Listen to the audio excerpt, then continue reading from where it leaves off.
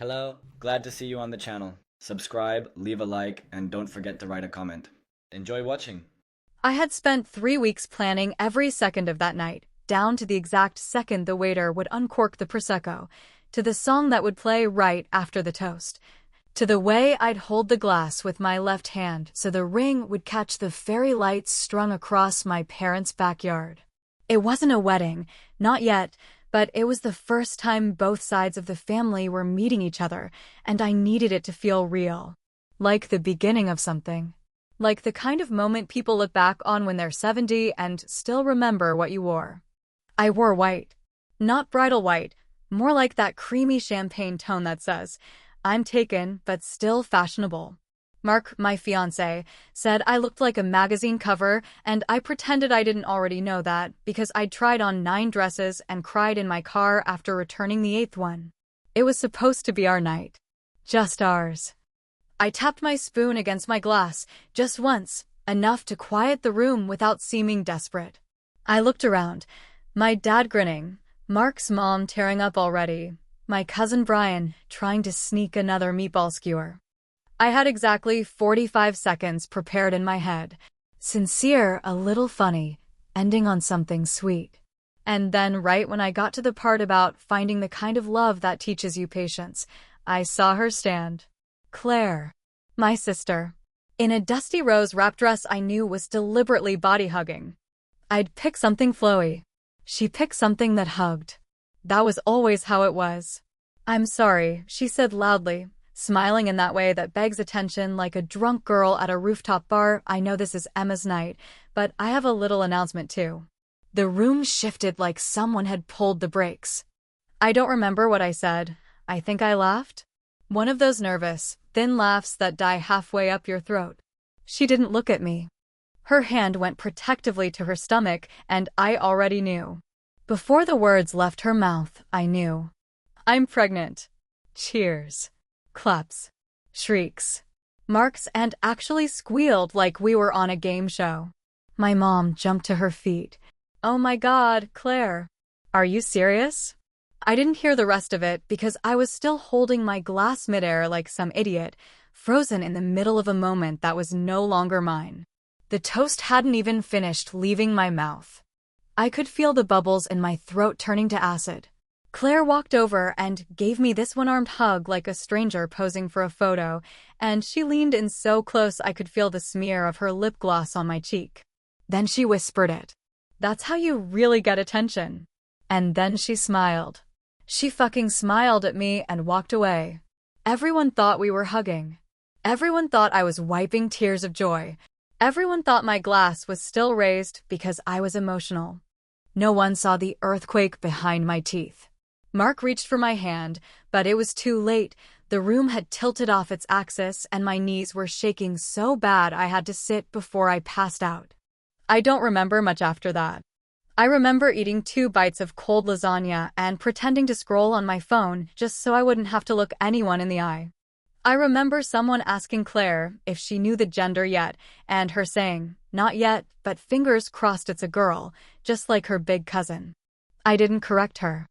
I didn't say anything, because if I had opened my mouth, I would have screamed. Mark tried. God, he really did. He rubbed my back and whispered, "Let's just get through tonight, babe, okay?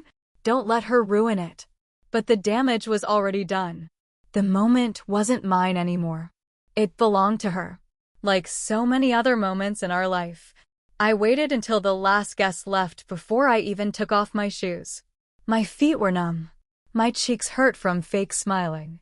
Claire left early claiming she was too tired, but not before Mom begged her to text her the ultrasound and Dad promised to bring over the old crib from the garage. Not one person asked me about the wedding date. Not one.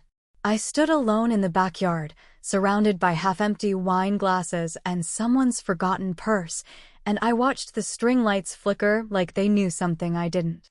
My whole life, Claire had been the star. I was the one who cleaned up after the show. But this time, she'd gone too far. This wasn't just another family dinner or birthday party. This was mine. My engagement. My future. My one night to feel chosen, celebrated, seen. And she stole it with 3 words and a smile. That was the night I stopped believing in apologies. The thing about sisters, especially the kind you grow up sharing a bathroom and a mother's approval with, is that their betrayals don't always look like betrayals at the time. Sometimes they're wrapped in giggles and hand-me-down sweaters and shared secrets whispered in the dark, the kind of moments people think are sacred just because you're blood. But blood doesn't make someone kind. Blood doesn't make them fair. And growing up with Claire was like living next to a spotlight while being told to be grateful for the shade. I don't remember the first time I realized Mom loved her more, or at least liked her more. Maybe it was when Claire was 6 and refused to eat her vegetables, and Mom laughed and said, "She's just got flair," while I was expected to finish mine in silence. Maybe it was the Christmas she threw a tantrum over getting the wrong doll, and Mom drove back to the store in a snowstorm to exchange it, while my unopened art kit stayed at the back of the closet for months. Or maybe it was all the little things in between, the invisible weight of being the older one, the reliable one, the one who didn't need attention because Emma's fine, she always is. Claire was the pretty one, and not just because she was objectively beautiful with her big green eyes and perfect curls that looked like they belonged in a commercial. She had this magnetic thing about her, the kind of charm that made adults fawn over her and boys trip over themselves to help her carry her backpack. And I was the one who helped with homework, the one who brushed her hair before picture day, the one who covered for her when she snuck out. It was always my job to be the calm after her storm. By the time we were teenagers, the roles had calcified. Claire was drama and glitter and chaos in mascara, and I was the girl standing in the doorway with folded arms, holding the consequence. I didn't resent her then, not exactly. I just assumed this was how it worked. Some people are the story, and some people are the footnotes. But some wounds don't scab until you stop pretending they're not cuts. I've known Claire was like this since we were teenagers. Like the time she stole my prom date, just 3 weeks before prom, and told me I was overreacting, even though he was literally my boyfriend of over 1,600 days. That's like, what, 2 years? I remember thinking maybe she didn't mean it, maybe it was just a misunderstanding. But then I found out they'd been messaging for months. And when I confronted her, she rolled her eyes and said, "You're being dramatic, Emma." He obviously liked me more. She smiled when she said it, like it wasn't a big deal, like it was my fault for not being interesting enough to keep him. That moment stuck. Not just because it hurt, but because it taught me something I didn't want to learn, that Claire never cared about what was mine, only that it became hers. So no, this wasn't the first time she stole my moment. It wasn't even the 10th. But this time was supposed to be different. I thought maybe, after everything, we'd grown up. I thought maybe we'd crossed into new territory, where sisters become friends and old wounds become jokes. But the toast proved otherwise. Claire hadn't changed. She'd just gotten better at hiding her sharp edges under silk dresses and performative sweetness. The morning after the toast, Mark made us coffee and sat next to me on the couch, still wearing last night's shirt, with worry lines carved between his eyebrows. He didn't say anything for a long time, just handed me the mug and watched me stare at the blank TV screen. And when he finally spoke, it was soft, hesitant. She probably didn't mean anything by it, I didn't answer. Not because I didn't have words, but because I had too many, all of them crashing into each other like a car pileup. What do you even say to that? That a grown woman doesn't just accidentally hijack her sister's engagement toast with a pregnancy announcement? That she didn't just forget what the night was about?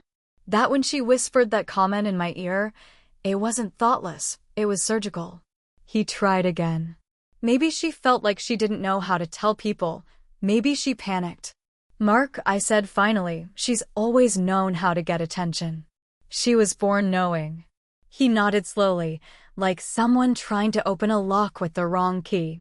"So, what do you want to do?" I looked at him, at the man I was supposed to build a life with, who didn't know what it felt like to spend 3 decades being second best in your own family. I didn't want to seem vengeful. I didn't want to seem bitter. But deep in my gut, something burned. A quiet, old kind of rage. Not the kind that explodes, the kind that plans.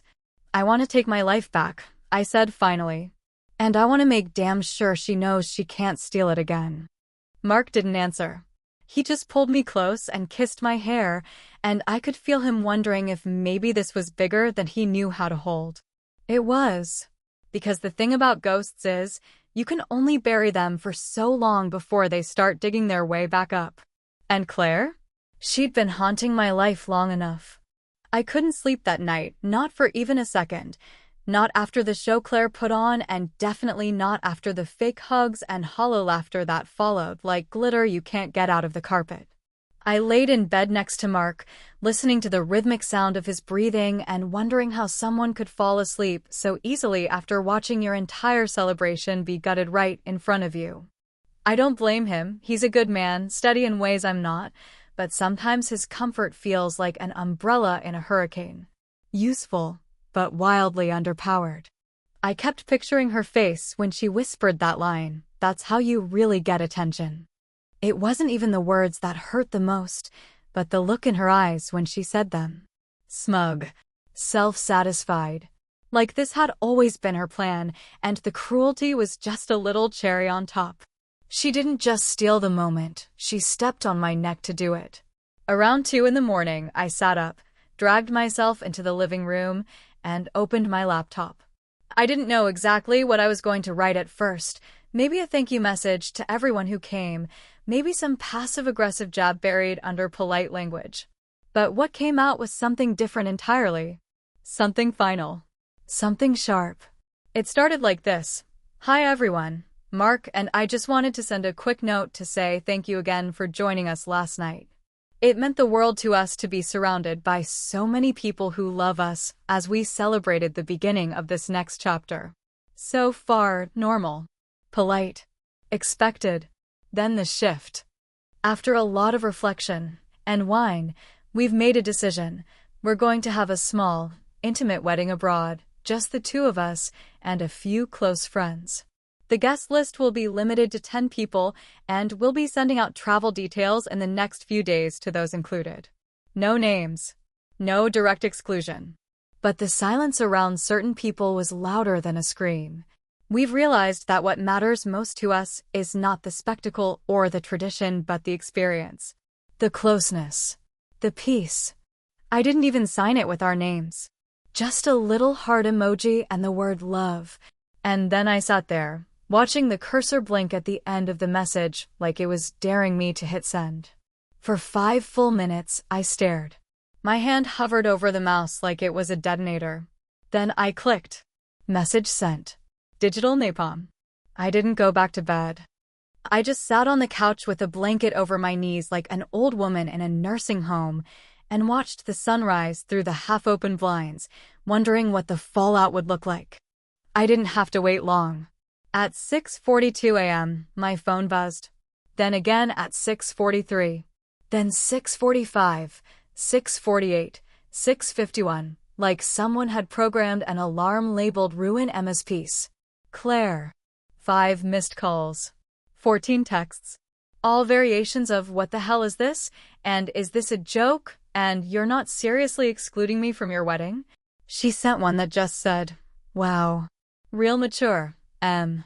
Then, a voice message I refused to open, but I could see the waveforms spiking like she was yelling. Probably something with the word selfish in it. Maybe a how could you or a you're tearing the family apart.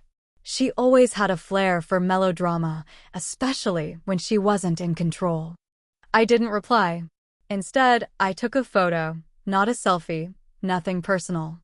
Just a flat lay on the counter, 2 wedding invitations with our names embossed in gold, a plain ticket tucked underneath, and a glass of orange juice with condensation sliding down the side. I posted it to Instagram with the caption, "Some moments are just meant to be quiet." Within 10 minutes, the group chat was on fire. My mother, ever the queen of selective outrage, chimed in next. Emma, this is very hurtful. I wish you would have talked to us first. This isn't the way to do things. Talk to us. As if Claire had ever asked for permission to bulldoze through my life. Then came the cousins, the aunts, The weird second uncle who never liked me anyway. Everyone with an opinion, everyone with a suggestion about how to mend the rift and do the right thing. The right thing according to who? The right thing for whom? Mark stayed quiet that morning. He made breakfast like nothing happened, eggs and toast, and kissed the top of my head before leaving for work. He knew better than to ask if I was okay. I wasn't okay, and I didn't want to be. I wanted to feel this, every ounce of it, the rage, the relief, the strange taste of power that came from finally choosing myself over their expectations. At 11:15, Claire sent one last message. You think you won?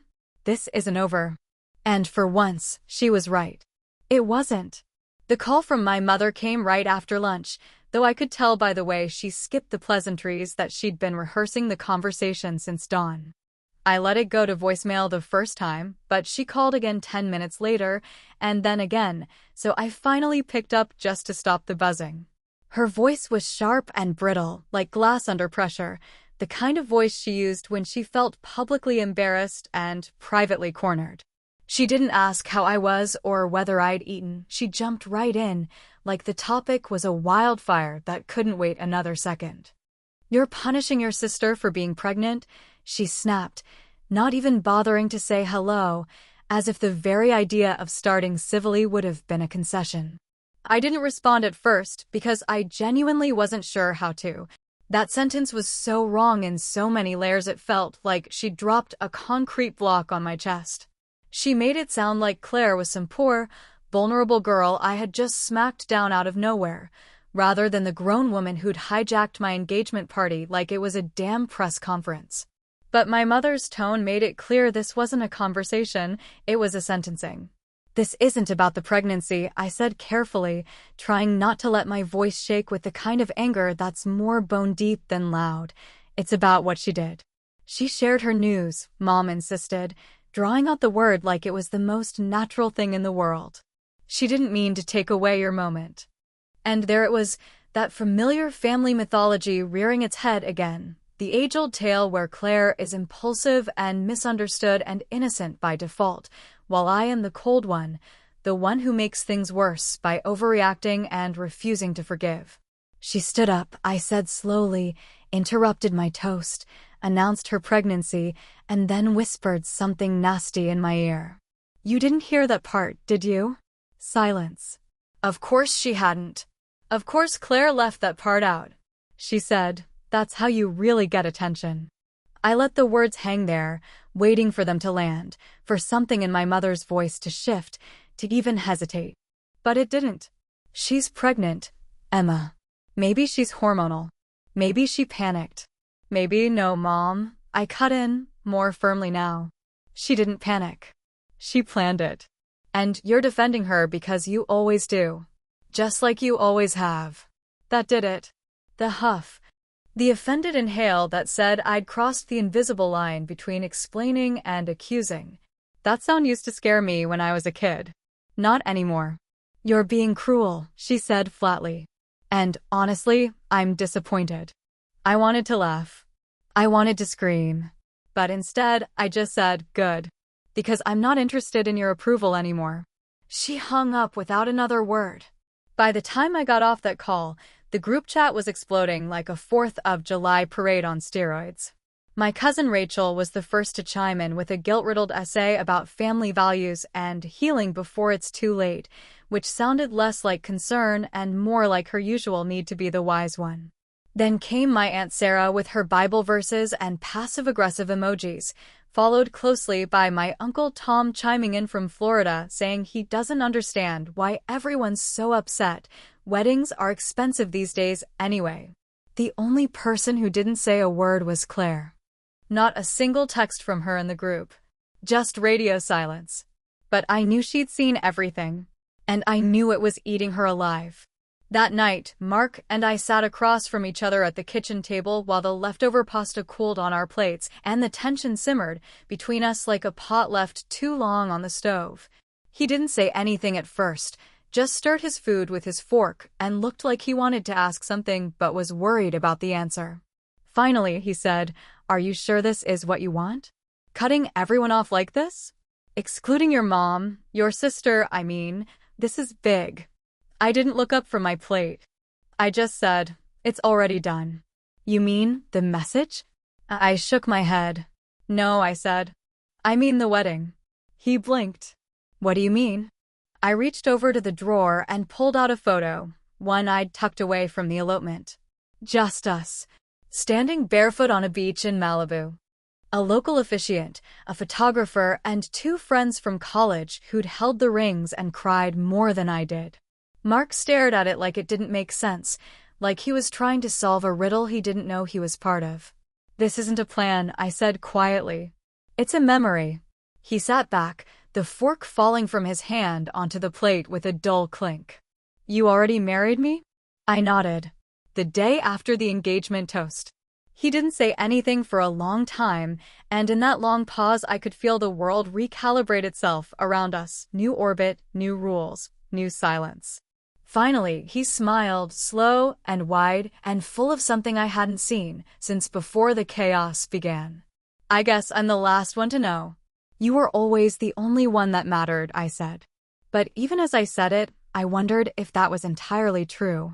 Because if Claire hadn't stolen the toast, if she hadn't whispered that line, if the fire hadn't been lit inside me that night, would I have married him so quickly? Or did I marry him to take something back that was never really mine to begin with? Questions like that don't get answered. They just echo. And the family fallout was only just beginning. It was still early when we did it, the kind of quiet, golden early where the world still smells like dew and the sun hasn't quite figured out how to be warm yet. The beach was empty except for a pair of surfers loading gear into a rusted jeep and the soft scrape of waves folding themselves over the sand like careful secrets. Mark stood barefoot in the sand, his pants rolled at the ankle, and his hands fidgeting like they always do when he's nervous, but trying to play it cool. I had my hair in a braid and no makeup on except for a little mascara and a tinted lip balm I'd bought at a gas station the night before. And yet somehow, in all that simplicity, I felt more like myself than I ever had at any fancy dinner or crowded party.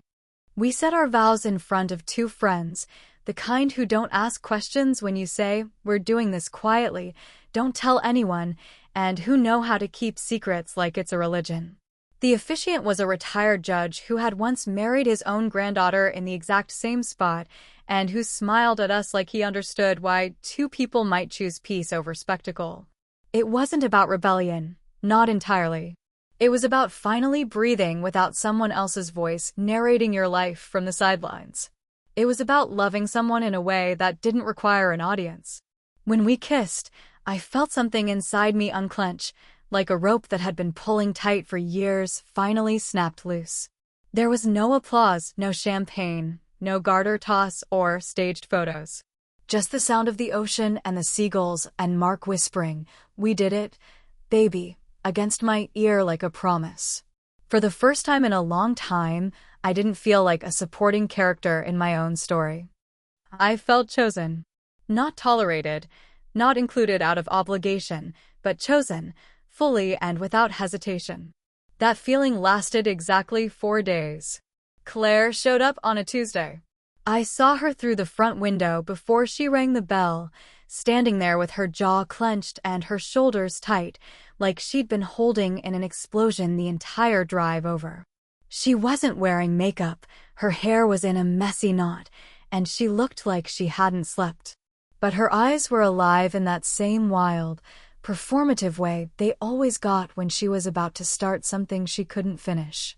I opened the door before she could knock, not because I wanted to, but because I didn't want her waking the neighbors. She pushed past me without saying a word, marched into my living room, and spun around like a storm. "You ruined everything," she hissed, her voice low and trembling. "You turned the whole family against me. You made me look like some kind of monster." I needed that moment, Em. I stared at her, completely blank. "You needed it?" "Yes," she snapped. For once in my life, I wanted something to be about me that wasn't a disaster. I wanted to be seen. I laughed not because it was funny, but because the irony almost knocked the air out of me. "Claire, everything has always been about you." You've been the main event since you were 5. You don't want to be seen, you want to be worshipped. She flinched like I'd slapped her. That's not true, she said, but it was a whisper now, the kind of whisper that knows it's lying. You took my engagement toast and turned it into your baby announcement, I said, walking closer, my voice steady now. And when I confronted you, you didn't apologize. You whispered a threat. That's how you really get attention, remember that? Or do you just say things and forget them the next second because you're always performing for a crowd? You're just bitter, she said, voice rising again. You always have been. You've resented me since we were kids. You think I don't know that? You're jealous. Of what? I asked. The hand-me-down spotlight? The emotional scraps Mom used to toss at me after chasing you around like a damn celebrity?